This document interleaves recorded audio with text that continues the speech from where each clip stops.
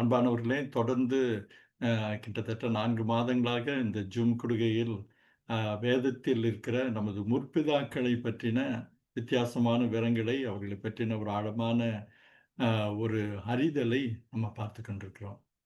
ஒருவேளை உங்களுக்கு ஞாபகம் இருக்குன்னா, இந்த வாரம் யாக்கோபு பத்தி நம்ம பார்க்க ஆரம்பிச்சோம். போன வாரம் யாக்கோபின் முதல் பகுதியை நம்ம பார்த்தோம். இன்றைக்கு நம்ம யாக்கோபின் அடுத்த பகுதியை பார்க்க போறோம். அதுக்கு முன்னாடி யாக்கோபுடைய முதல் பகுதியில நம்ம என்ன பார்த்தோங்கிறத ஒரு சின்ன ரீகேப் நம்ம பண்ணிக்கிறது நல்லதா இருக்கும்னு நான் நினைக்கிறேன். உங்களுக்கு பார்த்தீங்கன்னா, இந்த 28வது அதிகாரத்துல நம்ம போன தடவை 28ஆம் அதிகாரம் முழுக்க தான் நம்ம பார்த்தோம். அதுல ம் ஏற்கனவே யாக்கோபு ஈசாக்கு கிட்ட ஆசீர்வாதம் வாங்கி ஏமாத்தி ஆசீர்வாதம் வாங்கிட்டு வந்தாலும், இந்த 28ஆம் அதிகாரத்துல மறுபடி ஈசாக்கு யாக்கோபை அழைக்கிறார். அவருடைய பழைய நீ ஏன் என்ன ஏமாத்தின, நீ ஏன் இப்படி ஏசா மாதிரி என்ன ஏமாத்தினன்னு எதையுமே சொல்லாதபடிக்கு, அவனை கண்டிக்காதபடிக்கு, தன்னுடைய தவறை உணர்ந்ததை போல ஏசாக்குக்கு ஒரு புது ஆசீர்வாதத்தை அவர் கொடுக்கிறது கிடையாது. ஆனா ஈசாக்குக்கு மறுபடியும் அழைத்து அவனை ஆசீர்வதிக்கிற ஒரு காரியத்தை நம்ம பார்க்கிறோம். அதுல என்னன்னா, குறிப்பா தன்னுடைய மனைவியோட விருப்பத்தைப்படி நீ பெண் எடுக்கும்போது இங்கே நீ எடுக்காம, நீ என்னுடைய பெத்துவேலோட வீட்டுக்கு போய் நீ அங்க போய் பெண் எடுக்கணும்னு சொல்லி அவரை ஆசீர்வதிக்கிறார். அவர் ஆசீர்வதிக்கிறப்போ ஒரு பெரிய ஒரு விஷயம் என்னன்னா, ஆபிரகாமுக்கு சொன்ன ஆசீர்வாதத்தை சொல்லுகிறது ரொம்ப ஆச்சரியம். நீங்க பாத்தீங்கன்னா 4ஆம் அதிகாரத்துல ஆபிரகாமுக்கு அருளின ஆசீர்வாதத்தை உனக்கும் உன் சந்ததிக்கும் அருளுவாராகன்னு சொல்லி ஆசீர்வதிக்கிறார். ஆதி ஆகமத்துல ஈசாக்கு பேசுகிறதா பதிவாயிருக்கிற கடைசி வார்த்தைகள் தான். இதுக்கப்புறம் ஈசாக்குடைய மரணத்தை பற்றி தான் பின்பாடு நம்ம அதை பார்க்க போறோம். அதை ஒண்ணு பார்த்தோம். அவன் அங்கிருந்து கிளம்பி முதல் தடவையாக, ஏன்னா அவன் கூடார சஞ்சாரியா இருந்தான்னு சொல்லி அவனை பார்க்கணும். வீட்டை விட்டு வெளியே போகாம அவங்க அம்மா கூடயே சுத்திட்டு இருந்த ஒரு பையனை நம்ம பார்த்தோம். ஆனா முதல் தடவையாக தன்னுடைய இடத்தை விட்டு சூழ்நிலை விட்டு பதான் ஆராமுக்கு புறப்பட்டு போறான். இந்த பதான் ஆராம் எவ்வளவு தூரம்னு கேட்டா கொஞ்சம் குறைய 500 மைல் தூரத்தில் உள்ள ஒரு இடம். நீங்க அந்த படத்தை பாக்குறீங்க. இந்த 500 மைல் போகிறதுங்கிறது ஒரு சாதாரண பயணம் கிடையாது.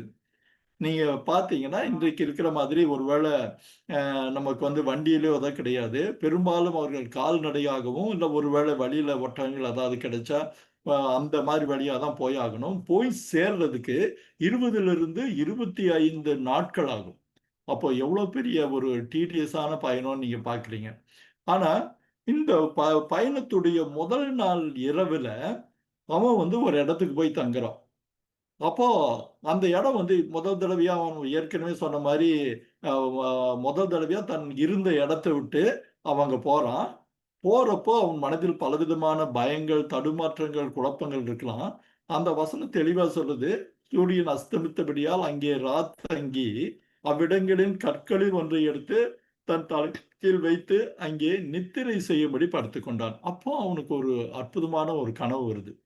அந்த கனவு நமக்கு எல்லாருக்கும் ஒருவேளை நம்ம சண்டே ஸ்கூல்லையும் சரி, ஒருவேளை அநேக கோயில் பிரசங்கங்களையும் சரி, அந்த கனவு பத்தி நீங்க கேள்விப்பட்டிருப்பீங்க.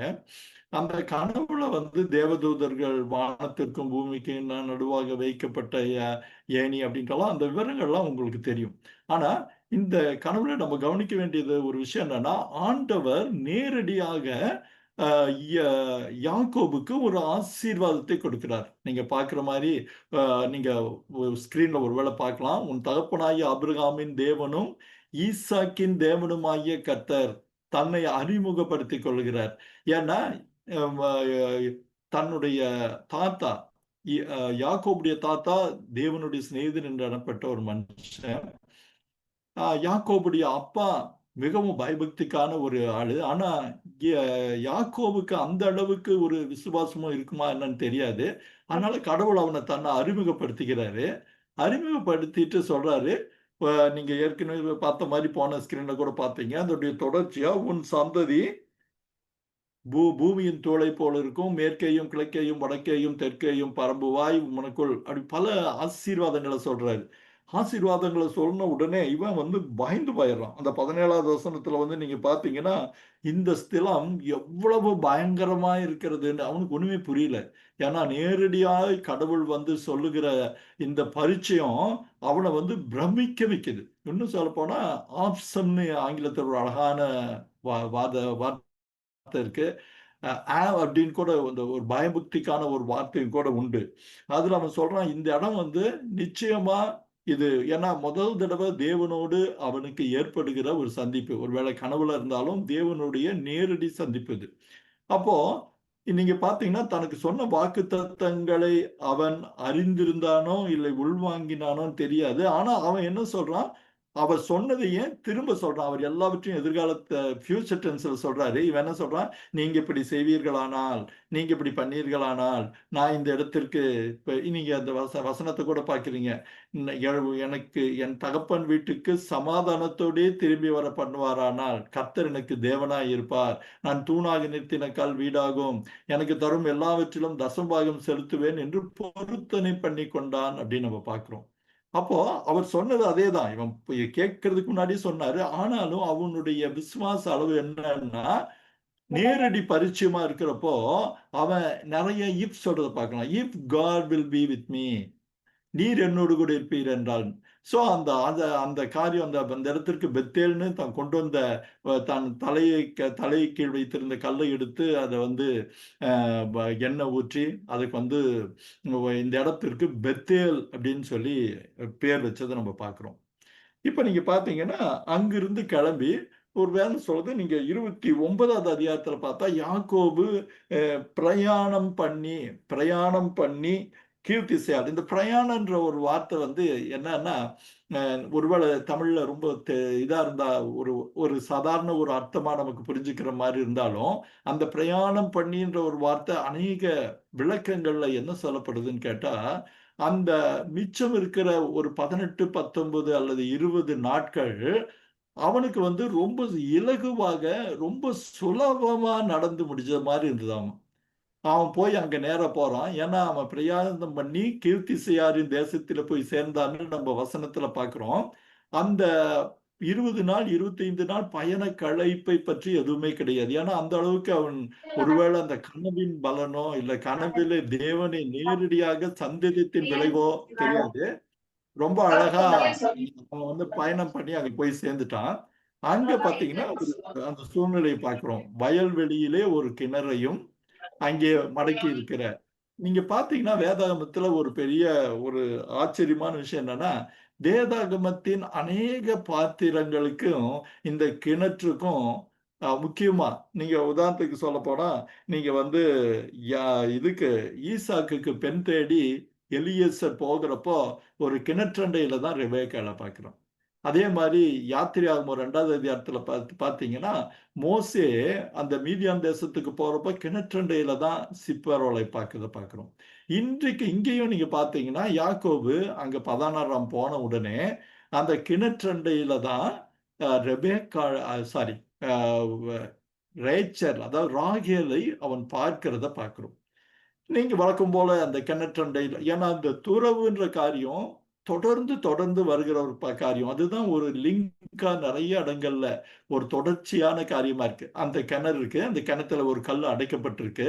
அந்த இடத்துல தான் வந்து அந்த மந்தை மேய்ப்பவர்கள் எல்லாரும் வந்து சேர்றாங்க. சேர்ந்து அவங்க ஆடுகளுக்கு தண்ணீர் காட்டி நம்ம அந்த தண்ணீர் போஷிக்கிறத பார்க்கிறோம். அப்போ அவன் அங்க வந்து கேட்கிறான், நீங்க யார என்னன்னு கேட்கிறப்போ, லாபானை அறிவீர்களா என்று கேட்கிறான். அவர்கள் அறிவோம்னு சொல்றாங்க. அப்போ உடனே அவன் எதிர்பார்த்துட்டு இருக்கிற மாதிரி அவனுடைய நலம் விசாரிக்கிறப்போ அவன் நல்லா இருக்கிறான். அவன் குமாரத்தியாகிய ராகேல் அதோ ஓட்டிக்கொண்டு வருகிறாள் என்று சொன்னான். இப்ப நம்ம கொஞ்ச நேரம் அந்த ஒரு சூழ்நிலையை பற்றி இன்னும் கொஞ்சம் பார்க்கிறது நல்லது. நம்ம ஒருவேளை வேதாகமத்துல இந்த பகுதியில வெறும் தகவல்கள் மாத்திரம், அதாவது விஷயங்கள மாத்திரம் டைரக்ட்டா சொல்லிட்டாங்களே தவிர்த்து, அதோடைய பின்னணி லாபான் அந்த குமாரத்திகளோட பின்னணிய பத்தி அதிகமா எதுவும் இல்ல. நம்ம அதை எங்கிருந்து நம்ம பார்க்கலாம்ன்னு கேட்டா, பலவிதமான ஆதாரங்கள் நமக்கு உண்டு. குறிப்பா மிட்ராசிம் அப்படின்ட்டு ஒரு பழைய வேதத்தை குறித்த ஆழமான தகவல்கள் கொண்ட ஒரு புத்தகம் ஒன்று உண்டு. நீங்க அந்த பட ஸ்கிரீன்ல கூட பார்க்குறீங்க. இந்த மிட்ராசியம் என்னன்னா, முழுக்க முழுக்க வேதத்தை பற்றி, வேதத்தில் சொல்லப்படாத தகவல்களுக்கான ஒரு பின்னணி அப்படின்னு பார்க்கிறோம். இந்த மிட்ராஸ்ல இருந்து தான் நம்ம வந்து சில காரியங்கள பார்க்கிறோம். கொஞ்ச நேரம் அத பார்ப்போம். ஒருவேளை இது வேதத்தில் இல்லாத ஒன்று என்பதனால, ஆ நம்ம வந்து அவ வ வேதத்தை புரிந்து கொள்ள இந்த தகவல்கள் ஏதுவாக இருக்கிறத நம்ம எடுத்துக்கலாம். உதாரணத்துக்கு லாபானுக்கு 2 குமாரத்திகள் இருந்தாங்க. உங்களுக்கு எல்லாருக்கும் தெரியும். மகன்கள் இருந்தாங்க. மகன்கள பத்தி வேதத்தில் அதிகமா சொல்றதில்ல. இங்க வந்து ராகேலையும், லேயாள் பத்தி மாத்திரம் தான் நமக்கு வேதத்தில் சொல்லப்பட்டிருக்கிறதுனால, அவங்கள வந்து நம்ம பார்க்கிறோம். இதுல ராகேல் மிக மிக அழகான ஒரு பெண். எப்படி சாராள் போல, சாராள் இப்படி நீங்க வேதாகமத்துல பல பெண் பாத்திரங்கள் ஒரு வித்தியாசமான விசேஷித்த அழகுள்ளவர்கள்னு நமக்கு பல மிட்ரேஸ் சொல்லுது. அதுல ராகேலும் முக்கியமான ஒரு ராகேல் அல்லது ஆங்கிலத்துல ரேச்சல் அப்படின்னு நம்ம சொல்றோம். மிக அழகான ஒரு பெண். மிக ரூபமா, வடிவமா இருக்கிற ஒரு பெண். இந்த லேயாள் அழகுள்ளவளா இருந்தாலும், ஆனா தன் தங்கையை விட அந்த அளவுக்கு அந்த அளவுக்கு அவள் இல்லை என்று தான் சொல்லணும். அது இல்லாம அவளுக்கு கூச்ச பார்வை இருந்தது. யார பார்த்தாலும் ஒரு சரியா அதாவது நேரடியா முகம் பார்த்து பேசாத ஒரு தன்மையுடைய ஒரு நம்ம சொல்றோம் இல்லையா? ரொம்ப ஷை டைப் ரொம்ப கூச்ச சுபாவம்ன்னு. அந்த கூச்ச சுபாவத்தை அவங்க அந்த கூச்ச பார்வைங்கிறதுக்கு இந்த காரணங்கள் எல்லாத்தையும் பல பேர் சொல்றாங்க. இன்னொரு காரணமும் உண்டு. தன் தங்கை வெகு அழகா இருக்கிறதுனால, இயல்பாவே பல இடங்கள்ல நம்ம பார்க்கிறோம். ஒருத்தர் அழகா இருக்கிறப்போ, அவங்களுடைய சிப்லிங் அவங்களது உடன் பிறந்தவர்களுக்கு வரக்கூடிய ஒரு சற்றே குறைவான ஒரு தாழ்வு மனப்பான்மை. லேயாள் அப்படிப்பட்ட உதாரணம் தான். இப்போ இவங்க 2 பேரும் இப்படி இருக்கிறப்போ, அவங்க சொ அவங்களுக்கு சொல்லப்பட்டிருந்தது, உங்க 2 பேர்த்தையும் கல்யாணம் பண்றதுக்கு, அங்க பெயர்செபாவிலிருந்து வருவாங்க. ஈசாக்குன்னு ஒருத்தர் இருக்கிறார், மாமா இருக்காரு. அவங்க பசங்க 2 பேர் வருவாங்கன்னு அவங்கள பத்தின செவிவழி செய்திகள் அவங்க அந்த குடும்பத்துக்கு வந்திருந்தது. அதுல என்னன்னா, ஏசா வந்து லேயாள கல்யாணம் பண்ற மாரியும், யாக்கோபு வந்து அ ரேச்சல கல்யாணம் பண்றோம். ஏன்னா அண்ணன் தம்பிங்கள்ங்கிறப்போ அந்த கணக்குல பேசப்பட்டிருந்தது. ஆனா ஏசாவுடைய குணநலன்கள், அவனுடைய முரட்டு சுபாவம், அவன் ஏற்கனவே திருமணமாகின செய்திகள் எல்லாம் வர வர லேயாளுக்கு ஒரு கலக்கம். ஏன்னா, அங்க அந்த நாட்கள்ல பல தார கல்யாணங்கள் வந்து சகஜம் தான் இருந்தாலும், இவளுக்கு ஏற்கனவே கல்யாணமான, மொரட்டுத்தனமான ஒரு ப காட்டுல போய் வேட்டையாடுகிற அவனுடைய சுபாவங்கள் பற்றின ஒரு பயம் இந்த லேயாளுக்கு இருந்தது. ஐயோ! அவன் வந்தானா கல்யாணம் பண்ணி வச்சுருவாங்களோ! எனக்கு அப்படி கல்யாணம் மனசளவுல ஏசாவை கல்யாணம் பண்ண அவளுக்கு விருப்பம் கிடையாது. இந்த சூழ்நிலையை நீங்க நம்ம ஞாபகத்துல வச்சுக்கிறது நல்லது. இப்படி இருக்கிற இதுல இன்னொன்னு என்னன்னா, இன்னொரு காரியத்த நம்ம கவனிக்கலாம். பெரும்பாலும் ஆண் மேய்ப்பர்கள் தான் இருக்கிற ஒரு காலகட்டத்துல, இங்க பார்த்தீங்கன்னா, ராகேல் தன் மந்தைகளை மேய்த்துக் கொண்டு வந்தாள் அப்படின்னு பார்க்கிறோம். அப்போ அவர்கள் லாபானுக்கு மகன்கள் உண்டு. ஒருவேளை மகன்கள் வேற வேற இடத்துல மந்தையை மேய்த்துக் கொண்டிருந்தார்களா? நமக்கு தெரியாது. ஆனா இந்த இடத்துல ராகேல் ஒரு ஆண் மேய்ப்பன் செய்யக்கூடிய காரியத்தை இங்கு செய்வதை பார்க்கும்போது என்னன்னா, அவள் குடும்பத்திலே ஒரு முக்கியமான பொறுப்பை எடுத்துக்கொண்டாள். குடும்பத்தின் காரியங்களை கவனிக்கிற பொறுப்பை எடுத்துக்கொண்டாள்ன்னு சொல்லி நம்ம புரிஞ்சுக்க முடியும். ஏன்னா, வ ஆடு, மாடுகளை ஒரு கால்நடைகளை மேய்க்கிறதுங்கிறது ஒரு சாதாரண விஷயம் கிடையாது. பல பிரச்சனைகள் வரலாம். இல்ல ஆடுகள் ஓடலாம். அந்த துஷ்ட மிருகங்கள் வரலாம். பலவிதமான பிரச்சனைகள் வந்தாலும், அதை சமாளிக்கக்கூடிய மன தைரியமும், அ வ மன தைரியமும், ஒரு உற்சாகமும், ஒரு கவனமும் உள்ளவங்க தான் அந்த மேய்ப்பரா இருக்க முடியும். ஸோ ராகேலுக்கு அந்த எல்லா குணங்களும் இருந்தது. அதனால தான் தைரியமா அவ வந்து அத மேய்த்துக் கொண்டு வருகிறத நம்ம பார்க்கிறோம். இங்க வந்து பார்க்கிறப்போ 2 காரியம் நடக்குது. நம்ம ஏற்கனவே நம்ம முதல்ல அந்த ஸ்கிரீன்ல பார்த்த மாரி, அவரு லாபான் நல்லா இருக்கிறானா? அப்படின்ட்டுலாம் கேட்கிறப்போ, அ அவ அவங்க சொல்றாங்க, "இந்த பாரு ராகேல் மேய்த்துக் கொண்டு வருகிறாள்" அப்படின்னு நம்ம பார்க்கிறோம். ராகேலை பார்த்த மாத்திரத்துல, நம்ப யாக்கோபு அந்த முதல் காதல் அப்படின்னு சொல்லுவாங்க இல்லையா? பார்த்தவுடன் காதல், லவ் அட் ஃபர்ஸ்ட் சைட்ன்னு சொல்லுவாங்க. ஒரு வேடிக்கையா சொல்லுவாங்க. அந்த அளவுக்கு அவளை பார்த்த மாத்திரத்திலே அவளில் அவளில் மயங்கி போனான். அவளை பார்த்த உடனே அவனுக்கு அப்படியே பளிச்சுன்னு மனசுக்குள்ள பதிஞ்சு போயிருக்கணும். ரொம்ப பிடிச்சு போயிருக்கணும். அவன் வந்து உடனே பண்ற சில காரியங்கள பார்த்தீங்கன்னா, ரொம்ப வேடிக்கையா இருக்கும். நம்மளுடைய பல கதைகள்ல பார்க்கிற மாரி, நம்ம அவங்க போறப்போ இவனை விட அவள் வயதிலே எவ்வளவு சிறியவளா இருக்கலாம். இல்ல வயதிலே இவன் கொஞ்சம் பெரியவனா கூட இருக்கலாம். ஏன்னா 40, 50 வயசுன்னு கூட நம்ம சொல்றோம். அங்கிருந்து கிளம்பியிருப்போம். பலவிதமான வயதுகளை யாக்கோபுக்கு சொல்றாங்க. ஆனா அங்க முக்கியம் இல்ல. இவன் அவளை பார்த்த உடனே அந்த ஆடுங்களுக்கு தண்ணி கட்ட வரான்னு தெரிஞ்ச உடனே 2, 3 பேர் சேர்ந்து அந்த கல்லை புரட்டி தான் ஆடுகளுக்கு தண்ணீரை காட்டுவாங்க. ஆனா இவன் என்னன்னா, நம்ம யாக்கோபு அவளை பார்த்து மயங்கின அந்த வேகத்துல, உத்வேகத்துல அவன் கிணற்றின் வாயில் இருந்த கல்லை புரட்டுகிறான். வேதாகமத்துல அநேக இடத்துல புன்னகை வர வைக்கிற இடங்கள்ல இது ஒண்ணு. அது வரைக்கும் பார்த்தா, நீங்க ஒரு வகையில கற்பனை பண்ணி பாருங்க. அவன் வந்து 20 நாள் பயணம். நடுவுல எவ்வளவு நாள் ரெஸ்ட் எடுத்திருந்தாலும் அந்த நீண்ட களைப்பு தெரியல. ராகேலை பார்த்த மாத்திரத்துல அவனுடைய களைப்பெல்லாம் எங்கேயோ காணாம போன மாரி, அவன் என்ன பண்றான்? கிணற்றின் வாயில் இருந்த கல்லை சர்வசாதாரணமா புரட்டுகிறான்.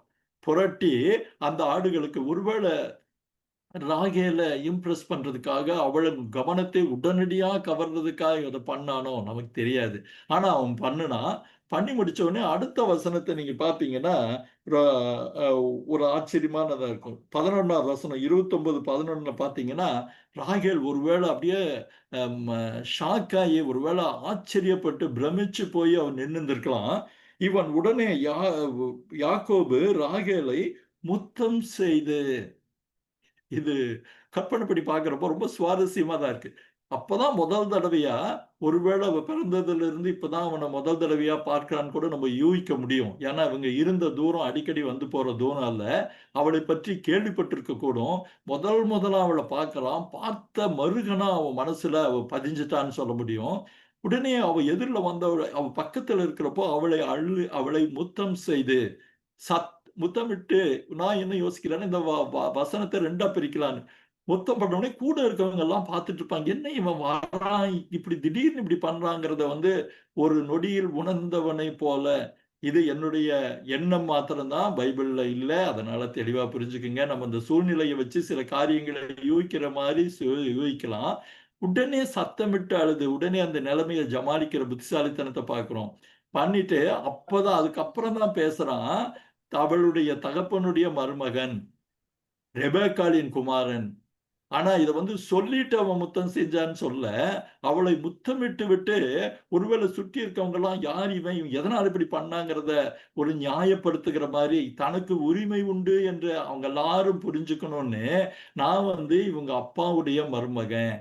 அவங்க சகோதரியோட குமாரன் அப்படின்னு ராகேலுக்கு அறிவித்தான் மாத்திரம் அல்ல, சுற்றி இருந்த மக்களுக்கும் அவன் அறிவித்து தன்னுடைய காரியத்தை தம் மேல யாரும் எதுவும் சொல்லக்கூடாதுங்கிறதை போல அதை நியாயப்படுத்தினது காரியத்தை நம்ம பார்க்கிறோம். நீங்க பார்த்தீங்கன்னா, லாபானுக்கு தகவல் போகுது. அதுக்கு முன்னாடி வந்து நீங்க பார்த்தீங்கன்னா, அவள் அவனுக்கு தகவல் போறதுக்கு முன்னாடி ஒரு வசனம் ஒரு ஒரு சப்டலா இருக்கு.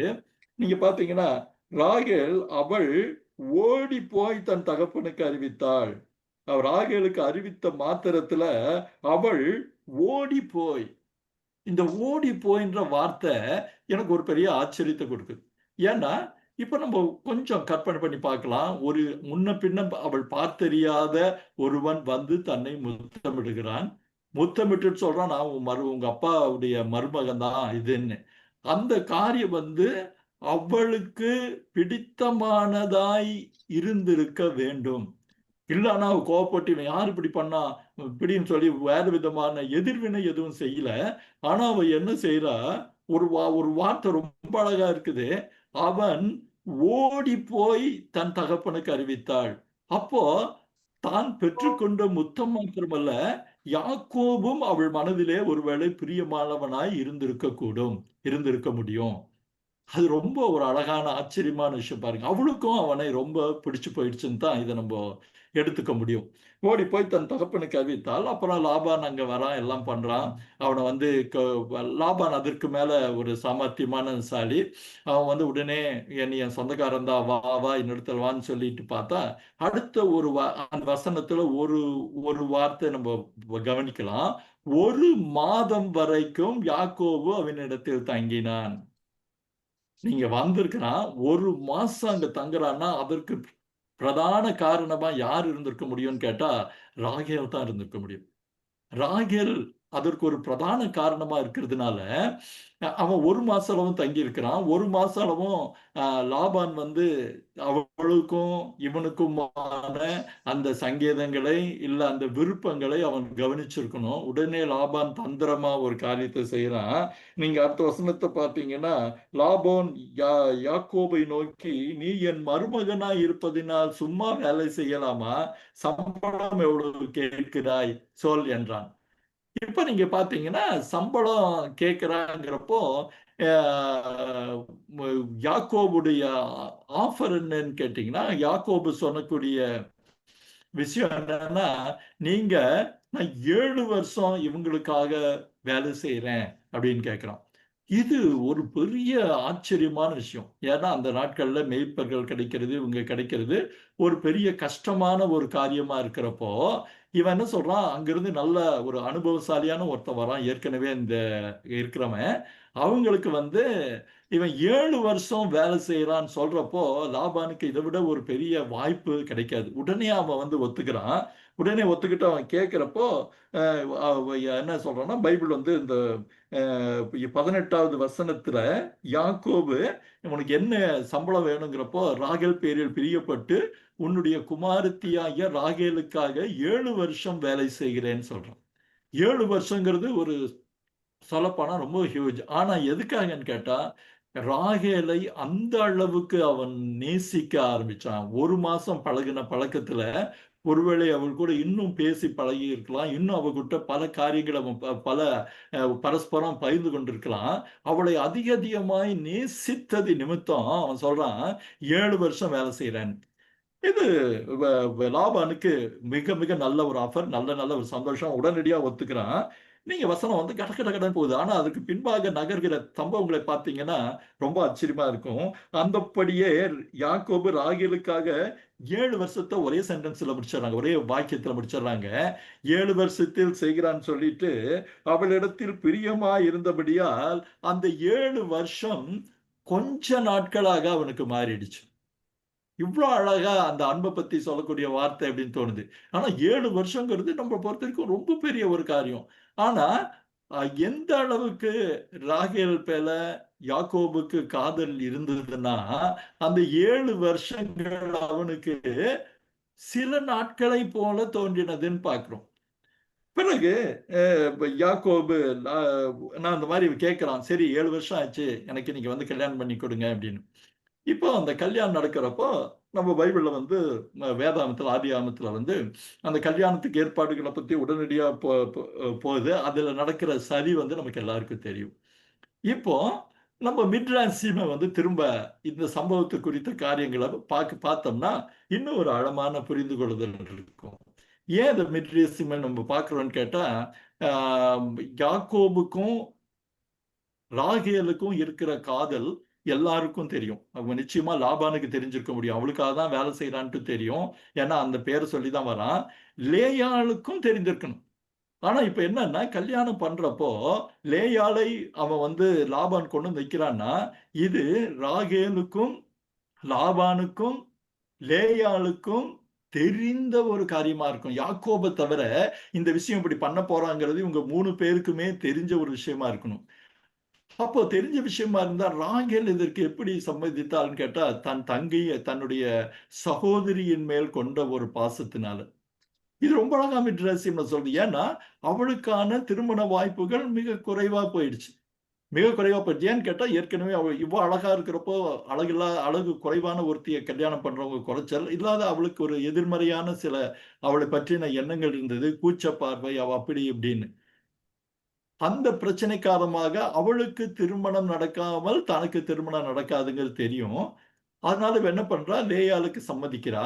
லேயாளுக்கு இது ஒரு எதிர்பாராத ஒரு இன்ப அதிர்ச்சியா தான் இருக்க முடியும். அவன் யாக்கோபு, ராகேலோடு அ அவங்க காதல் அவளுக்கு தெரிஞ்சிருக்கணும். ஆனாலும் அவ அதை ஒரு பொருட்படுத்துறதில்ல. யாக்கோபு மாரி ஒரு கணவர் கிடைக்கிறது ஒரு நல்ல ஒரு பெரிய சந்தோஷம்னு நெனச்சுக்கிறான். நெனச்சுட்டு இது பண்றான். அப்போ மிட்ராசின்னு சொல்லுது, நம்ம பைபிள்ல அந்த விருந்து பண்ணினான், அவன் அடுத்த நாள் காலைல பார்த்தான் அப்படிங்கிறது தான் இருக்கு. ஆனா இதுக்கு நடுவுல நடந்த விஷயங்கள்ல நம்ம மிட்ராசிம்ல என்ன பார்த்தோம்னா, அ ரா லேயாள் பயந்தபோது, ஏன்னா அவன் என்ன அடையாளம் கண்டுபிடிச்சு என்ன வெறுத்து ஒதுக்கிட்டா என்ன பண்றதுன்னு சொல்லி ராகேல் கிட்ட சொல்றப்போ, ராகேலும், யாக்கோபும் பழகின காலத்தில் சில சங்கேத வார்த்தைகளை அவங்க தெரிஞ்சிருந்தாங்க. அதாவது ஒரு இடத்துல மீட் பண்றதா இருந்தா சொல்லக்கூடிய வார்த்தைகள். அதாவது ராகேலுக்கும், யாக்கோபுக்கும் மாத்திரம் தெரிந்திருந்த சில பழக்கமான வார்த்தைகள்.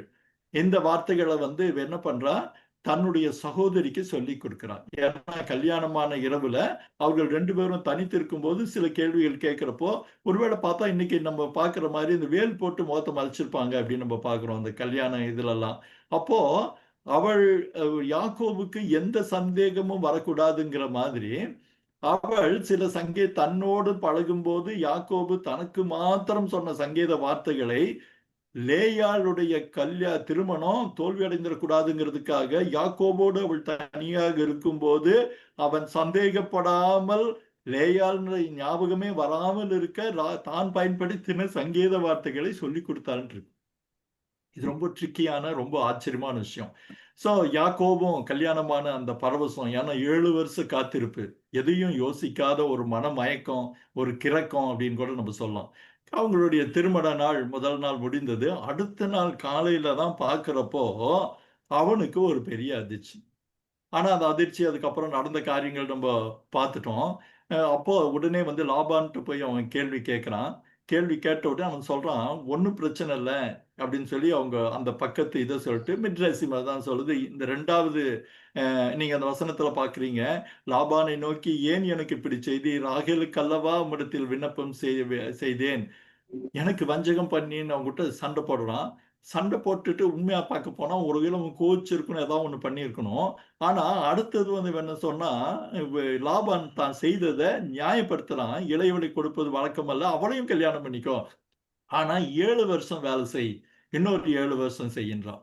இப்ப என்னன்னா, ஒரே கல்லுல 2 மாங்கா அடிக்கிற ஒரு காரியம்னு நம்ம ஒரு பழமொழிக்காக, ஒரு புரிதலுக்காக சொல்லலாம். ஆனா, யாக்கோபு பார்த்தா, மறுபடியும் 7 வருஷம் வேலை செய்யறதுக்கு அவன் சம்மதிக்கிறது தான் ரொம்ப ஆச்சரியமான விஷயம்.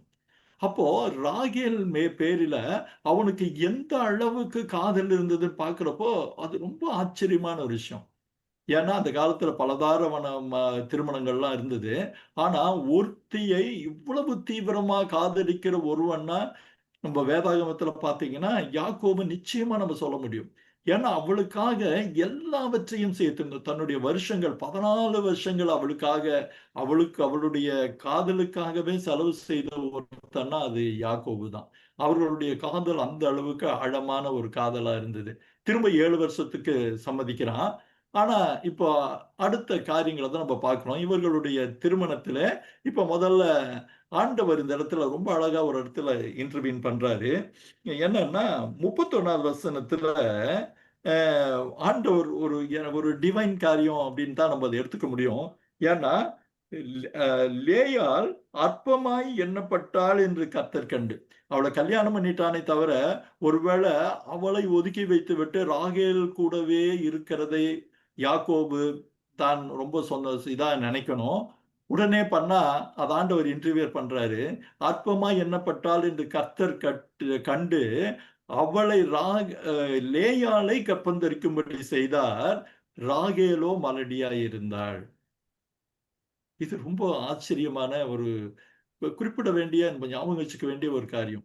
அவளை அவன் கனம் பண்ணுவதற்கு ஏதுவாக அவள் தொடர்ந்து கர்ப்பம் தரிக்கிற காரியங்களை நம்ம பார்க்கிறோம். ஆனா ராகேலுக்கோ குழந்தை பாக்கியம் இல்ல. அப்போ என்னன்னா, நீங்க இந்த காலகட்டத்துல பார்த்தீங்கன்னா, ராகேல் தொடர்ந்து அவளுக்கு குழந்தைகள் பிறந்துட்டு இருக்கு. அப்போ அவள் வெளி வேலை எதுவும் செய்ய முடியாத நிலையில வீட்டின் நிர்வாகத்தை காத்துக் கொண்டிருந்த ராகேல் தான் லேயாளுக்கும் உதவி செய்திருக்கணும், வீட்டின் காரியங்களை முழுக்க முழுக்க பார்த்திருக்கணும். இப்போ லேயாளுக்கு குழந்தை பிறந்தாலும் பெரும்பாலும் குழந்தை பிறந்த உடனே பெற்ற தாயின் மேல கணவனுக்கு புதிதான அன்பும் புதிதான பாசமும் வரும்னு நம்ம கேள்விப்பட்டிருக்கோம். நம்ம அனுபவத்துல பலருடைய அனுபவங்கள்ல பார்த்திருக்கிறோம். ஆனா இங்க அப்படி இல்லை. அவன் முதல் தடவை திருமணமாகி ஒரு குமாரனை பெற்று அவ சொல்றா. லேயாளுடைய ஏக்கம் நீங்க இந்த ஹைலைட் பண்ணின வசனங்கள்ல பார்க்கலாம். என்னுடைய சிறுமையை கடவுள் பார்த்தாரு, இனிமேல் என் புருஷன் என்னை நேசிப்பார். இந்த வசனத்தை கவனிங்க. அவன் இப்பவாவது என் மேல அன்பு வைப்பான் அப்படின்னு சொல்லிட்டு அவனுக்கு ரூபன்னு பேரிட்டாங்க. 1 வருஷம் முடிஞ்சது. ஒருவேளை 1 வருஷமோ அதுக்கப்புறமா ஆயிருக்கலாம். ஆனா ராகேலுக்கு குழந்தை இல்லைன்னு நம்ம பார்க்கிறோம். இப்போ லேயாள் மறுபடி கர்ப்பவதியாகி நீங்க பார்த்தீங்கன்னா நான் அற்பமாய் எண்ணப்பட்டதே. 1 வருஷம் ஆச்சு குழந்தை வந்தது. ஆனாலும் யாக்கோபுடைய பார்வை, யாக்கோபுடைய அந்த ஆழமான காதல் தன்னிடம் திரும்பாதது கண்டு கர்த்தர் மறுபடியும் எனக்கு ஒரு குழந்தையை கேட்டார். நான் அற்பமாய் எண்ணப்பட்டதை கர்த்தர் கேட்டு இவனையும் எனக்கு தந்தார் என்று அவனுக்கு சிமியோன் என்று பெயரிட்டாள். 2வது குழந்தை வந்துச்சு. இப்ப பாத்தீங்கன்னா அது குழந்தை பிறந்து ஒரு 1.5 2 வருஷம் கழிச்சு அப்பவும் யாக்கோபு தன்னிடம் பூரணமாய் திரும்பல. ஆனா என்னன்னா அவனோடு திருமண உறவு மாத்திரம் கொள்ளுகிறான். ஆனா என்னன்னா உண்மையான ஒரு பிரியமும் பாசமும் அவளுக்கு வர்றதில்லை. ஆனா மறுபடியும் 3வது தடவை அவள் கற்பம் தரிக்கிறான். நீங்க அந்த வசனத்தை பார்த்தீங்கன்னா மறுபடியும் அவள் கர்ப்பவதியாகி நீங்க பார்க்கலாம். நான் உனக்கு 3 பையனை பெத்து கொடுத்திருக்கிறேன். இப்பவாது என்னோடு அந்த வசனத்தை கவனிச்சீங்கன்னா ரொம்ப அவர் இப்பொழுது என்னோடு சேர்ந்திருப்பார். இப்பவாவது என்கிட்ட வருவான். இப்பவாவது என்ன அவன் நேசிக்க ஆரம்பிப்பான் அப்படின்னு சொல்லி அவனுக்கு லேவி என்று பெயரிட்டாள் அப்படின்னு பார்க்கிறோம். ஆனா அதுவும் நடக்கல. இப்ப பாத்தீங்கன்னா இந்த 3 குழந்தைங்கிறப்போ 3 4 ஒருவேளை குறைஞ்சபட்சம் பார்த்தா நம்ம ஒரு வசதிக்காக சொன்னா ஒரு 4 அல்லது 5 வருஷம் ஆயிருக்கலாம். ஆனாலும் அவன் லேயாள் பக்கம் திரும்பவில்லை. ஆனா மறுபடியும் அவள் கர்ப்பவதியாகி 35வது வசனத்துல பார்க்கிறோம். அவனுக்கு ஒரு கர்ப்பவதி ஆன உடனே இவ எப்படி தன்னுடைய இதை மாத்திக்கிட்டான்னு பார்த்தா, இப்பொழுது நான் கர்த்தரை துதிப்பேன். தன் புருஷனை பெருசா நினைக்கிறத விட்டுட்டு, தன் புருஷன் என் மேல அன்பு காமிப்பான், புருஷன் எனக்கு சேர்த்துக் கொள்ளுவான், புருஷன் என்ன மதிப்பாங்கிற காரியத்தெல்லாம் விட்டு விட்டவளாய் இப்போது கர்த்தரை பிடித்துக் கொள்கிறார். இப்போ அவர் சொல்ற காரியத்தை பாருங்க. இப்பொழுது கர்த்தரை துதிப்பேன் என்று சொல்லி யூதா என்று அவனுக்கு பெயரிட்டாள். வேதாகமத்துல வர்ஷிப் அப்படின்னு வரக்கூடிய முதல் இடம் இதுதான் சொல்லி அநேக பண்டிதர்கள் சொல்றாங்க. நீங்க அந்த ஸ்கிரீன்ல கூட பாக்குறீங்க. the term worship mentioned for the first time in the Bible நம்ம போட்டிருக்கோம்.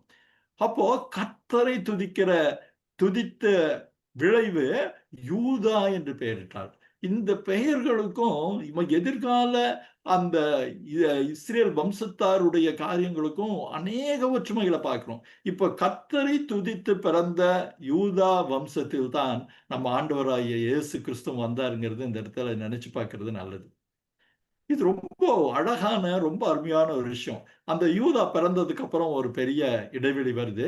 ஆனா இந்த இடைவெளியில ராகேலுக்கான ஒரு பெரிய வருத்தம் என்ன பண்றா, ஐயோ இவளுக்கு வரிசையா குழந்தைங்க இருக்கு, இவளுடைய டாமினேஷன், இவளுடைய அதிகாரம் இல்லை, இவளுக்கான ஒரு அந்தஸ்து அதிகமாகுதுன்னு பார்த்துட்டு நான் ராகேல் நீங்க அந்த வசனத்துல பாத்தீங்கன்னா 30வது வசனத்துல ஒரு சண்டை நடக்கிறத பார்க்கிறோம். முதல் தடவையா அவர்களுடைய காதல் வாழ்க்கையில ஒருவேளை ஒரு 10 12 வருஷம் கழிச்சு அவங்க 2 பேரும் வாக்குவாதம் பண்ணதை பார்க்கிறோம். மிட்ராஷ்ல இந்த வாக்குவாதத்தை பத்தி ஒரு பெரிய லெவல்ல ஒரு நிறைய சென்டென்ஸே இருக்கு. பைபிள்ல ஒண்ணும் கிடையாது. ஆனா ஒரே வார்த்தை இருக்கு. யாக்கோபை நோக்கி எனக்கு பிள்ளை கொடும், இல்லாவிட்டால் நான் சாகிறேன் என்றார். இப்படி ஒரே வசனத்துல நம்ம பைபிள்ல பாக்குறோம். ஆனா மிட்ராஷ்ல இதுக்கான ஒரு தகவல்கள் எப்படி இருக்குன்னு கேட்டீங்கன்னா, அவங்க 2 பேரும் வாதம் பண்றாங்க. எனக்கு ஏன் குழந்தையே இல்லை, எனக்கு ஏன் குழந்தையே இல்லை அப்படின்னு. அப்போ அவன் கேட்பான், நான் என்னமா பண்றதுன்னு. உங்க தாத்தா பண்ண காரியத்தை நம்ம பண்ணி பார்க்கலாமா? உங்க தாத்தா என்ன பண்ணாரு? உங்க பாட்டிக்கு குழந்தை இல்லைன்னு உடனே ஆகார கொண்டு ஒரு குழந்தை பெற்றுக் கொடுக்க அவள் சொல்லித்தாலும் அதே மாதிரி செய்யலாமல். ஐயோ எனக்கு அது பிடிக்காது அப்படி அது ஏதோ சொல்லி இறுதியாக அவர் ஆபிரகாம் சம்மதித்தை போல நீங்களும் சம்மதிக்கணும்னு சொன்னதுக்கு அப்புறம் அவள் தன் வேலைக்காரியாகிய பில்காலை அவளுக்கு கொடுக்கிறாள். கொடுத்து ஏன்னா எப்படியாவது இந்த காலத்துல வந்து ஒருவேளை வாடகை தாய் அப்படின்ட்டு இருந்தா கூட இதுல நீங்க பாத்தீங்கன்னா பில்காலை மனைவியாக கொடுத்தால் அப்படியே யாக்கோபு அவளை சேர்ந்தால் குழந்தை பிறக்குது.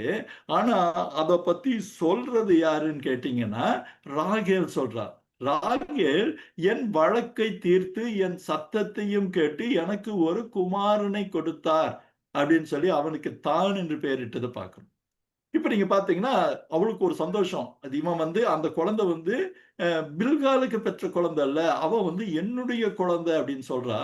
மறுபடி அவர்கள் சேர்கிறார்கள். மறுபடி ஒரு ஒரு குழந்தை பிறக்குது. அந்த குழந்தையும் என்ன ராகேல் நினைச்சுக்கிறா என் குழந்தை அப்படிங்கிற மாதிரியா நினைக்கிறான். இந்த நேரத்தில் தான் இன்னொரு சுவாரஸ்யமான ஒரு காரியம் நடக்குது. இந்த ரூபன் போய் தூதாயும் ரூபன் அப்ப பாத்தீங்கன்னா ரூபன் வெளியில போகிற அளவுக்கு அவன் பெரிய பையங்கிறது இப்ப நம்ம அந்த கால இடைவெளியை நம்ம புரிஞ்சுக்கலாம். போய் அந்த தூதாயும் அப்படின்ற ஒரு கனிகளை கொண்டு வரும். அப்போ அந்த தூதாயம்ங்கிறது இங்கிலீஷ்ல பாத்தீங்கன்னா மேண்ட்ரேக் அப்படின்னு சொல்றோம். இது வந்து நம்ம ஒரு வகையில புரியறதுக்காக சொன்ன போனா இங்க வந்து குழந்தை பிறக்காதவர்களுக்கு இந்த தூரியன் பழத்தை கொடுப்பாங்க. அதே வண்ணமாக இந்த திருமண வாழ்க்கைக்கு பிரயோஜனம் நீங்க தூதாயும் கனிங்கிறத நீங்க பாக்குறீங்க. அந்த வேர்களை பாக்குறீங்க. இதை சாப்பிடுறப்போ குழந்தை பிறக்கும் என்று அந்த காலத்தில் மக்கள் மிகவும் நம்பினார்கள். அப்போ இத வந்து ராகேல் லேயாளுக்கு கொண்டு வர்றப்போ ராகேல் அதை கேட்கிறா. ஏன்னா அவன் மனசுல இருந்த ஒரு ஏக்கம் இப்படியாவது நம்ம குழந்தை பிறக்க கூடாதா அப்படின்னு. அப்போ அந்த தூதாயும் கனி கேட்டுட்டு கேட்கிறப்போ சொன்னா நீ வந்து அப்படின்னா இன்னொரு நாள் நான் வந்து என் கணவன் கூட இருக்கிறது அனுமதி அப்படின்னு. இவளும் வந்து அந்த கனிகளை வாங்கிட்டு அனுமதிக்கிறா. அப்போ வந்து மறுபடி குழந்தைகள் பிறக்கிறத நம்ம பார்க்கிறோம். இந்த குழந்தைகள் பிறந்து தொடர்ந்து வந்த உடனே ஒருவேளை ராகேலுடைய மனதை கடவுள் அறிந்து கொண்டதை போல ஒரு காரியம் நடக்குது. நீங்க 22ஆம் வசனம் பார்க்கலாம். தேவன் ராகேலை நினைத்தருளினார். 22ஆம் வசனம் பாத்தீங்கன்னா தேவன் அவனுக்கு செவி கொடுத்து கற்பம் தரிக்கும்படி செய்தார். நீங்க பாத்தீங்கன்னா இந்த இடத்துல தான் ரொம்ப அழகான ஒரு காரியத்தை நம்ம பார்க்கணும். தேவன் கற்பம் தரிக்கும்படி செய்தார். பிறந்த குழந்தை தான் யோசேப்பு. நீங்க பாத்தீங்கன்னா கர்த்தர் எனக்கு தருவார் என்று சொல்லி அவனுக்கு யோசேப்பு என்று பெயரிட்டார் இருக்கும். இப்போ ஒரு ஆச்சரியமான காரியம் நடக்குது. இதுக்கு முன்னாடி நம்ம பார்த்தோம் கிட்டத்தட்ட 6, 8, 9 குழந்தைங்க பிறந்து 10 பேரை பிறந்துட்டாங்கன்னு நினைக்கிறேன். இல்ல தீனான்னு சேர்த்தீங்கன்னா 11 பேரு. பிறந்ததுக்கு அப்புறம் யோசேப்பு வந்த உடனே தனக்கு பிரியமான ராகேலுக்கு கடவுள் குழந்தையை கொடுத்த உடனே அவன் என்ன செய்யறான்? யாக்கோபு நான் பழையபடி என் தேசத்துக்கு போறேன். ஏன்னா எனக்கு அவளுக்கு பிடிச்சமான ராகேல் குழந்தை இருந்துச்சு. இனியும் இந்த இடத்துல இருக்க வேண்டாம். நம்ம வந்து இப்ப நம்ம எங்களுடைய அம்மா அப்பா இருக்கின்ற இடத்துக்கு பெயர் சபாவுக்கே நான் போகிறேன் அப்படின்னு சொல்லி தீர்மானிச்சு லாபான் கிட்ட போய் கேட்கிறான். லாபானுக்கு ஏற்கனவே நிறைய இவனை வச்சு சம்பாதிச்சுட்டாப்புல. ஆனா அவனுக்கு விடுறதுக்கு மனசு இல்லை. அதை சாமர்த்தியமாக என்ன சொல்றான், இன்னொரு 6 போறதுக்கு முன்னாடி எனக்கு கொடுக்க வேண்டியவங்களை கொடுங்க, அந்த காரியங்களை கொடுங்க, இந்த காரியங்களை கொடுன்னு கேட்கிறாரு. ஆனா கேட்கிறப்போ அவன் வந்து சாமர்த்தியமா இன்னொரு காரியம் சொல்றான். என்னன்னு பாத்தீங்கன்னா, நீ இன்னொரு 6 வருஷம் வேலை செய்ய. இன்னொரு 6 வருஷம் வேலை செஞ்சீங்கன்னா வருகிற காரியங்கள்ல வந்து உனக்கு ஒரு பெர்சன்டேஜ் வந்து மாத்தி கொடுப்பேன்னு சொல்லி அந்த புள்ளி உள்ள ஆடுகள் சமயந்த ஆடுகள்னு சொல்லி அந்த கதை நமக்கு எல்லாருக்குமே தெரியும். ஆனா ஆண்டவர் வந்து அவனை ஆசீர்வதித்தது நிமித்தம் என்ன ஆச்சுன்னு கேட்டா யாக்கோபுடைய முயற்சிகள் எல்லாம் அற்புதமா சக்சஸ் ஆச்சு. பயங்கரமா வெற்றியாச்சு. லாபானுக்கு இருந்தவைகள் குறைந்து கொண்டு போக யாக்கோபுக்கு இருந்தவர்கள் மிக அதிகமாயிடுச்சு. இதோடைய விளைவு என்னன்னா 31வது அதிகாரத்துல நம்ம பார்க்கிறோம். பார்த்தா அவன் பசங்க வந்து சொல்றாங்க, என்ன அவன் நம்மளுடைய சொத்தெல்லாம் எடுத்துட்டான் போல இருக்கு. அவனுக்கு ஏகப்பட்ட ஆடு மாடுகள் அந்த பரிவாரங்கள் எல்லாம் சேர்ந்துருச்சு. நமக்கு ஒன்றும் சேரலையேங்கிறப்போ லாபானுக்கு வந்து ஏதோ ஒரு இடத்துல வந்து நமக்கு மிஸ் ஆகுது. ஏதோ ஒரு இடத்துல நம்ம தவறி போயிட்டோம் அப்படின்னு சொல்லி ரொம்ப ஏதோ ஒரு திட்டம் போடுறது போல நீங்க பாத்தீங்கன்னா லாபானின் முகத்தை யாக்கோபு பார்த்தபோது அது நேற்றைக்கு முந்தைய நாள் இருந்தது போல வேறுபட்டு இருக்கிறதுன்னு நம்ம பார்க்கிறோம். அவன் ரொம்ப ஒரு மாதிரி முகத்தை திருப்பி கட்டியில முகத்தை தூக்கிட்டு ஒரு வேளை போயிருந்திருக்கலாம். ஆனா இந்த ஒரு 14 வருஷங்கள் கழித்து ஆண்டவர் அவங்க கூட பேசுகிற ஒரு காரியத்தை பார்க்கிறோம். என்ன சொல்றாரு? நீ யோசேப்பு பிறந்தப்ப நினைச்ச காரியத்தை இப்போது செய். அந்த வசனம் என்ன சொல்லுது? கர்த்தர் யாக்கோபை நோக்கி, உன் பிதாக்களுடைய தேசத்திற்கும் உன் இனத்தாரிடத்திற்கும் நீ திரும்பி போ, நான் உன்னோடு கூட இருப்பேன். நீங்க மறுபடி பார்த்தா அந்த கடைசி வசனத்தை பார்க்கலாம். நான் உன்னோடு கூட இருப்பேன். ஏன்னா போகிறதுங்கிறது ஒரு பெரிய விஷயம் கிடையாது. முதல்ல தனியாளா அங்கிருந்து கிளம்பி வந்தான். இன்னைக்கு தன்னைக்கு 2 மனைவிகள், இன்னும் அவங்களுடைய பெண்கள், சொல்லப்போனா 4 மனைவிகளோட, அந்த பரிவாரங்களோட திரும்பி போகிற காரியம் என்பது ஒரு சாதாரண காரியம் கிடையாது. அது ஒரு பெரிய மெகா ப்ராஜெக்ட் மாரி. அப்போ கடவுள் என்ன சொல்றாரு, நீ திரும்பி போ. ஆனா நான் என்ன பண்ணுவேன், நான் உன் கூட இருப்பேன். அப்படின்னு அவர் வாக்குத்தத்தம் கொடுத்த ஒரு உற்சாகத்துல அவன் என்ன பண்றான், உடனே அதற்கான ஏற்பாடு செய்யறான். ஏற்பாடு செய்யறப்போ நமக்கு எல்லாத்துக்கும் தெரியும். ராகேலையும் லேயாலையும் வெளியே கூப்பிட்டு அவங்க கிட்ட முதல்ல இந்த காரியத்தெல்லாம் சொல்றான்.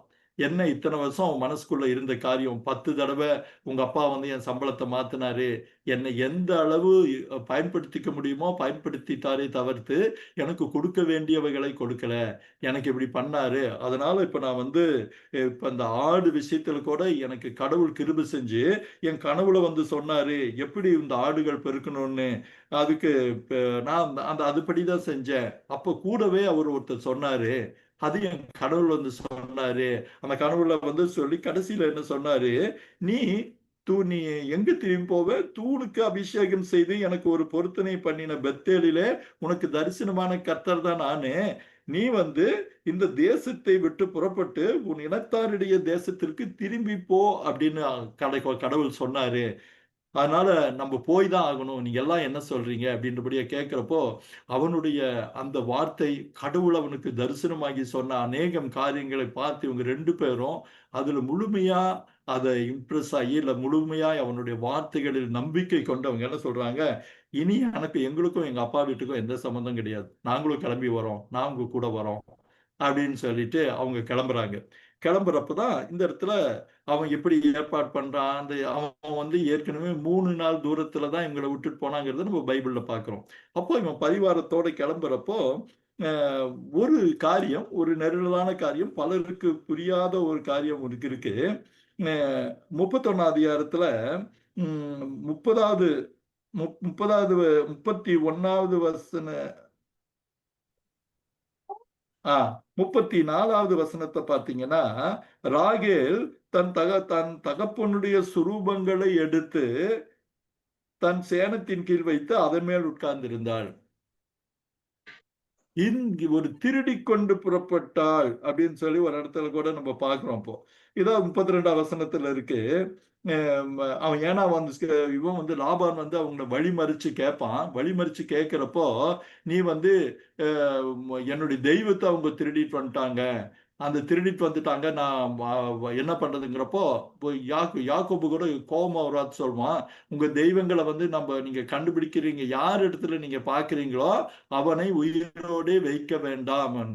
ஒரு வகையில மிட்ராசின் சொல்லுது, அந்த வார்த்தையே ராகேலுக்கு கன்னியாகி அவ போறதுக்கு முன்னாடி இறந்துட்டா அப்படின்னு சொல்லி இன்னொரு விளக்கம் அந்த ஒரு பக்கத்துல இருக்கு. ஆனா என்னன்னா, இப்போ அவ திருடினாள் அப்படிங்கிற ஒரு காரியத்தை நீங்க பாத்தீங்கன்னா யாக்கோபு அதை அறியாதிருந்தான். அப்போ ராகேல் ஏன் திருட வேண்டும்? அது ராகேல பற்றின ஒரு இருந்த நல்ல பிம்பத்தை அது குலைக்கிறது போல இருக்கிறது அல்லவான்னு பல பேர் யோசிக்கிறாங்க. ஆனா மறுபடியும் மிட்ராசிமுக்கு நம்ம உதவிக்கு கூப்பிட்டுக்கலாம். பார்க்கிறப்போ லாபானுக்கு அந்த தெய்வங்களிலிருந்து விடுதலை கொடுப்பதற்காக, இல்லைன்னா அந்த தெய்வம் அது ஒண்ணுமே இல்லைன்னு சொல்லி அவனுக்கு புரிய வைக்கிறதுக்காக அவள் அதை எடுத்துக்கொண்டாள். அந்த வீட்டுல தான் இருந்து நிர்வகித்த வீட்டுல இனி அந்த தெய்வங்களை நம்பக்கூடாது, அவனிடமிருந்து அந்த காரியத்தை விலக்குவதற்காக அவள் எடுத்து வைத்துக் கொண்டாள். அதனாலதான் அவன் யாருக்கிட்டையுமே சொல்றது இல்லை. லேயாள் கிட்ட கூட சொல்றது இல்லை, யார்ட்டும் சொல்றது இல்லை. அவன் போலியாக நம்பிக்கொண்டிருந்த அந்த தெய்வங்களை இந்த வீட்டிலே இருக்கக்கூடாதுன்னு அதை எடுத்து அவள் வைக்கிற இடத்த கூட நீங்க பாத்தீங்கன்னா, ஒரு தெய்வம் ஒரு தெய்வீகமான காரியம்னா அதை பவித்திரமாக வைக்கிறது தான் பெரும்பாலான வழக்கம். ஆனா இவ என்ன செய்யறா, சேனத்தின் கீழ் போட்டு அதன் மேல உட்கார்ந்து கொள்கிறார். அப்போ அந்த தெய்வத்திற்கான மதிப்பு, அந்த ஒரு புனிதத்திற்கான மதிப்பு என்கிறதே கிடையாது. அவ எடுத்து கீழே போட்டு உட்கார்ந்துட்டா, அதற்கு என்ன ஒரே ஒரு காரணத்தை வந்து பல ரபீஸ் சொல்றாங்கன்னா, அவள் மதிக்கவில்லை.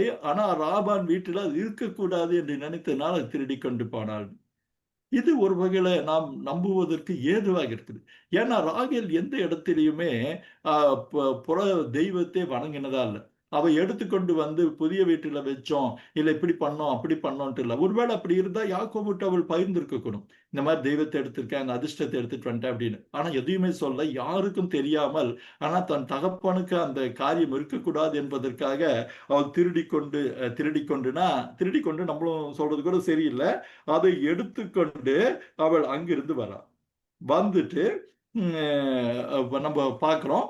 நம்ம வழியில இவன் லாபான் வந்து பார்க்கிறப்போ அதை சாமர்த்தியமாக சொல்றா.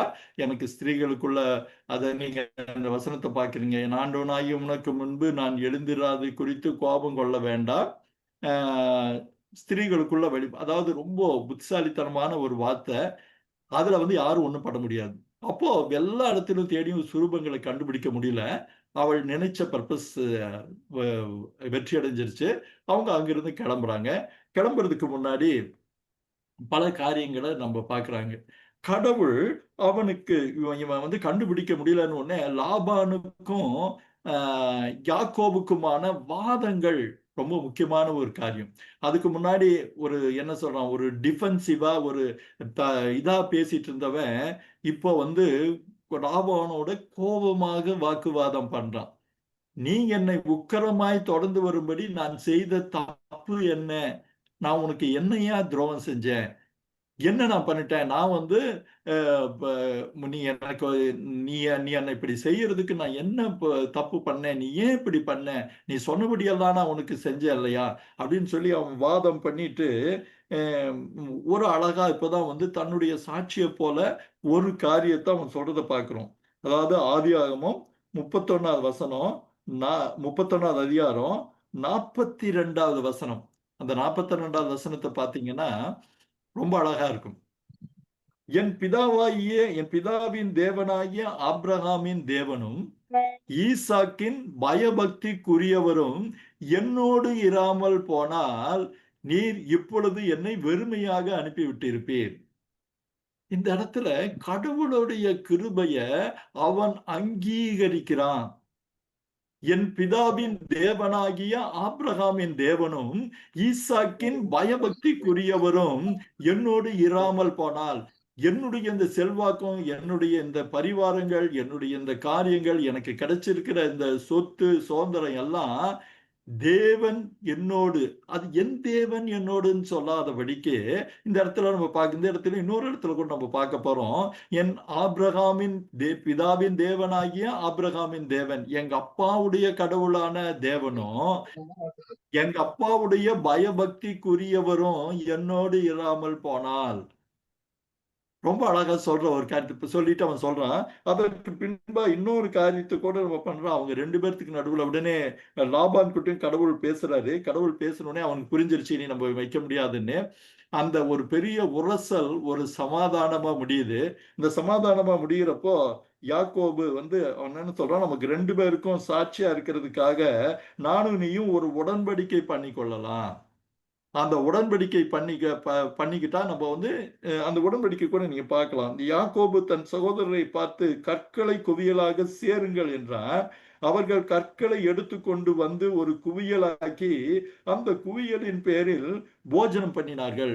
இந்த அந்த காலத்து கலாச்சார உடன்படிக்கை நம்ம பார்த்தா ஆபிரகாம் அந்த மக்கபேலா இந்த கல்லறைக்கு அந்த குகை வாங்குறப்போ ஊருணி வாசலில் ஏத்தியரோடு அவன் அந்த ஒப்பந்தம் பண்றதை பார்க்கிறோம். இன்னைக்கு நீங்க பாத்தீங்கன்னா பல கலாச்சாரத்தின் தகவல்கள், கலாச்சார காரியங்கள் இங்க அழகா வர்றதை பார்க்கிறோம். இங்க வந்து பார்த்து அதன் மேல் போஜனம் பண்ணினார்கள். லாபான் அதற்கு ஜக ஜகத் சகதூதா என்று சிரியாவுல பெயரிடுறான். ஆனா இவனுக்கு என்ன பெயரிடுறான்னா அதற்கு கலயத் என்று பெயரிட்டான். நீங்க பாத்தீங்கன்னா இவன் வந்து தன்னுடைய மொழியும் தன்னுடைய காரியத்தையும் அவன் மறக்கவில்லை. அதற்கு கலாயத்துன்னு பேர் பண்ணிட்டான். அப்போ வந்து லாபான் ஒரு தகப்பனுடைய நிலையில இருந்து சொல்றான், நீ வந்து என் பிள்ளைங்களை வந்து நீ கைவிட்டுற கூடாது, அவங்க நம்ம வந்து அவளை வந்து நீ என்னாவது கஷ்டப்படுத்தக்கூடாது அப்படின்னு சொல்லிட்டு பண்ணப்போ அவன் அதற்கு இல்லைன்னு சொல்லி வாக்கு கொடுக்குறான். அவன் வந்து லாபான் பெரிய வசனம் பேசுறத பார்க்கிறோம். நீ தீங்கு செய்ய இந்த குவியலை கடந்து உன்னிடத்தில் வராதபடிக்கு, இந்த குவியலையும் தூணையும் கடந்து என்னிடத்திற்கு வராதபடி இந்த குவியல் சாட்சி தூண் சாட்சின்னு சொல்லிட்டு ஒரு பொண்ணோட அப்பா பேச வேண்டிய எல்லா டயலாகையும் அவர் பேசுறாரு. பேசி முடிச்ச உடனே உம் அவன் வந்து ஒரு வார்த்தை லாபான்னு சொல்றத பார்க்கலாம். இவனுடைய வழியிலேயே போய் சொல்ற ஒரு காரியம் என்னன்னு கேட்டா, ஆபிரகாமின் தேவனும் லாபான் சொல்ற வார்த்தை பாருங்க. ஆபிரகாமின் தேவனும் நாகோரின் தேவனும் அவர்கள் பிதாக்களின் தேவனுமாய் இருக்கிறவர் நமக்குள்ளே நடு நின்று நியாயம் தீர்ப்பாராக என்னான். இப்ப இவனுடைய வழியே சொல்றான், உங்க கடவுளே வந்து நீ என்னாவது மீறினா நான் உன்னை வந்து நியாயம் தீர்ப்பாராயன்றப்போ மறுபடி யாக்கோபு சொல்லுகிற வார்த்தை என்னன்னா, அப்பொழுது யாக்கோபு தன் தகப்பனாகிய பயபக்திக்குரியவரின் பேரில் ஆணையிட்டான். அன்பானவர்களே, இப்ப இந்த 2 இடத்துல நம்ம பார்க்கிறோம். 31:42லயும் 31:53லயுமே ஆபிரகாமின் தேவன் என் தகப்பனின் பயபக்திக்குரியவர் அப்படின்னு சொல்லி சொல்ற ஒரு காரியத்தை நம்ம பார்க்கிறோம்.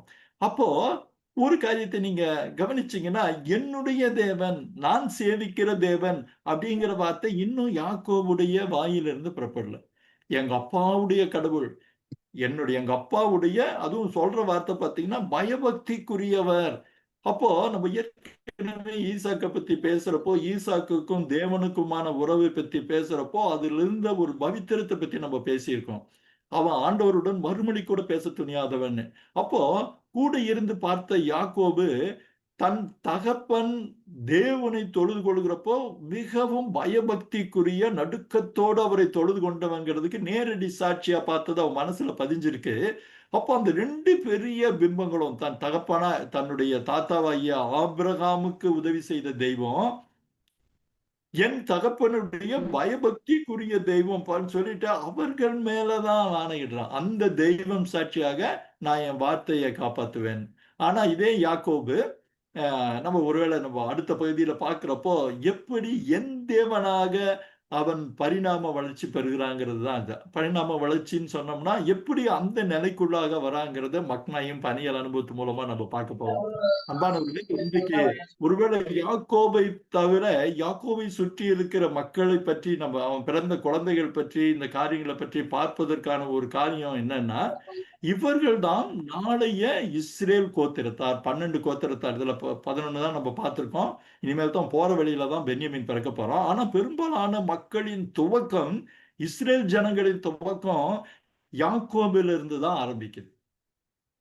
இது ரொம்ப முக்கியமான விஷயம். அந்த 12 கோத்திரத்தார்னு பைபிள்ல தொடர்ந்து வருகிற காரியத்துடைய துவக்கத்தை நம்ம பார்க்கிறது யாக்கோபையும் அவர்களையும் பிரிக்க முடியாதுங்கிறதுனால பெரும்பாலும் நம்ம அந்த 12 பிறந்த மக்கள் அவங்களுக்காக அவங்க பெற்றவர்கள், அதாவது ராகேலும் லேயாலும் பெயர் வைத்த காரியம், அவங்களுக்கான ஒரு காரியம், அதை பத்தி தொடர்ந்து நிறைய காரியங்களை நம்ம பார்த்தோம். ஏன்னா இதுதான் இஸ்ரேல் தேச துவக்கத்திற்கான அடையாளம் கூட ஒரு வகையில் நம்ம சொல்ல முடியும். இஸ்ரேல் கோத்திரத்திற்கான அடையாளம் 12 கோத்திரத்தின் பெரும்பாலான கோத்திரத்திற்கான துவக்கத்தை நம்ம பார்த்தோம். இனி இவர்களோடு யாக்கோபு பயணப்படும் போது வருகிற அநேகம் காரியங்களை வரப்போற பகுதிகளில் வரப்போற காரியங்கள்ல இருந்து நம்ம பார்க்கலாம். அவனுடைய மக்னாயிம் அனுபவம், அவனுடைய பேனியல் அனுபவம், அதெல்லாம் எப்படி யாக்கோபை கடவுள் இன்னும் தனக்கு நெருக்கமாக மாற்றிக்கொண்டே வருகிறார் என்கிறத ரொம்ப அழகா வேதம் நமக்கு தெளிவா சொல்ல போகுது. நம்ம பிரமிக்கிற வகையில கடவுள் எப்படி யாக்கோபை தன்னை அழகாக வணைந்து கொள்கிறார். இன்னும் சொல்ல போனா நம்ம பின்னாடி பார்க்க போறோம், எப்படி யாக்கோபை இஸ்ரவேலாக மாற்றுகிறார், யாக்கோபை இஸ்ரவேலாக எப்படி மாற்றினார்ங்கிற ஒரு காரியத்தை நம்ம வந்து அழகா நம்ம வரப்போற பகுதிகளில் நம்ம பார்க்க போறோம். இப்போ நமக்கு நேரம் ஆயிட்டதுனால நம்ம ஒரு நிமிஷம் கண்களை மூடி ஆண்டவரை நோக்கி பார்க்கலாம். அதற்கு பிறகு உங்களுடைய கருத்துக்களை நீங்க தாராளமா ஒரு 10-15 நிமிஷம் பகிர்ந்து கொள்ளலாம். சரியா? நம்ம கண்களை மூடி தேவனை நோக்கி பார்க்கலாமா? பரிசுத்தமான அன்பின் ஆண்டவரே, நன்றி ஆண்டவரே. இதோ யாக்கோவின் 2வது பகுதியில சுவாமி நீர் அவனை நடத்தினதை நாங்கள் பார்க்கிறோம்.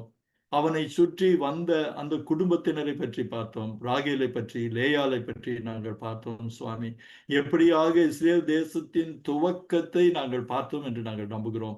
அந்த 11 கோத்திர மக்கள் அவர்கள் எந்த சூழலில் பிறந்தார்கள், அந்த யாக்கோபுக்கு ஆற்றின எதிர்வினை, அந்த உறவுகளில் இருந்த காரியம், உம்மை நம்பி வந்திருக்கிற யாக்கோபை நீர் எப்படியாக ஆசீர்வதித்தீர், என்ன விதமாக ஆசீர்வதித்தீர் என்ற காரியங்களை எல்லாம் நாங்கள் பார்த்தோம் சுவாமி.